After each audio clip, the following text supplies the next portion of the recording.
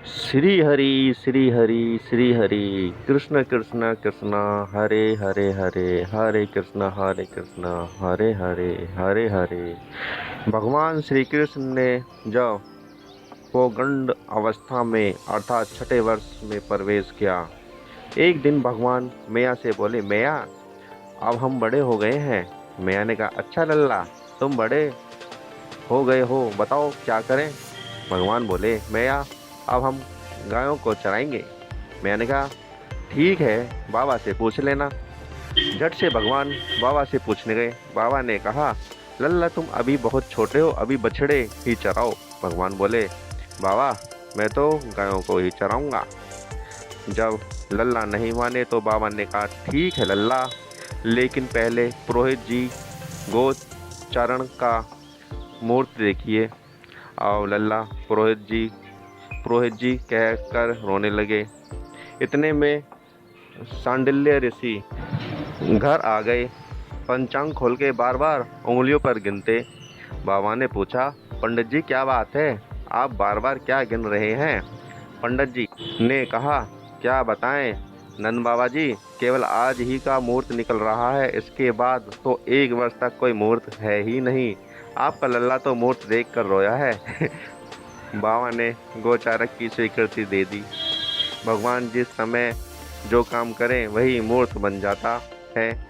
उसी दिन भगवान ने गोचरण शुरू किया। यह शुभ दिन कार्तिक माह का गोपाष्टमी का दिन था। माता यशोदा जी ने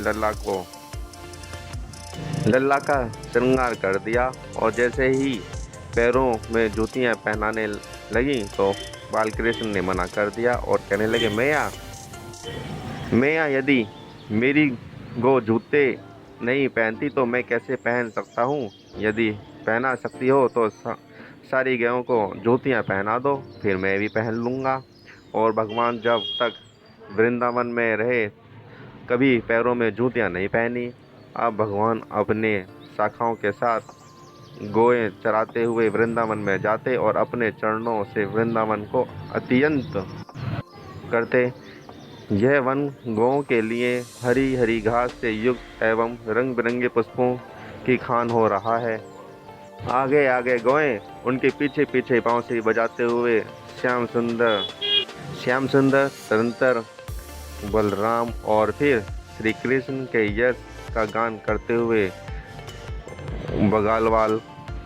इस प्रकार विहार करने के लिए उन्होंने उस वन में प्रवेश किया और तब से गो चरण लीला करने लगे। भगवान श्री कृष्ण का गोविंद नाम भी गायों की रक्षा करने के कारण पड़ा था, क्योंकि भगवान श्री कृष्ण ने गायों तथा ग्वालों की रक्षा के लिए 7 दिन तक गोवर्धन पर्वत को अपने छोटी उंगली पर उठा के रखा था। 8वें दिन इंद्र अपना अहंकार त्याग के भगवान श्री कृष्ण की शरण में आ गया। उनके बाद कामधेनु ने भगवान कृष्ण का अभिषेक किया और इंद्र ने भगवान को गोविंद कहकर संबोधित किया और उसी दिन से उन्हें गोविंद के नाम से पुकारा जाने लगा। इसी दिन से अष्टमी के दिन गोपाष्टमी का पर्व मनाया जाने लगा। गो ही सबकी माता है। भगवान भी गो की पूजा करते हैं। सारी देवी देवताओं का वास गो में होता है। जो गो की सेवा करता है, गो उसकी सारी इच्छाएं पूरी कर देती है।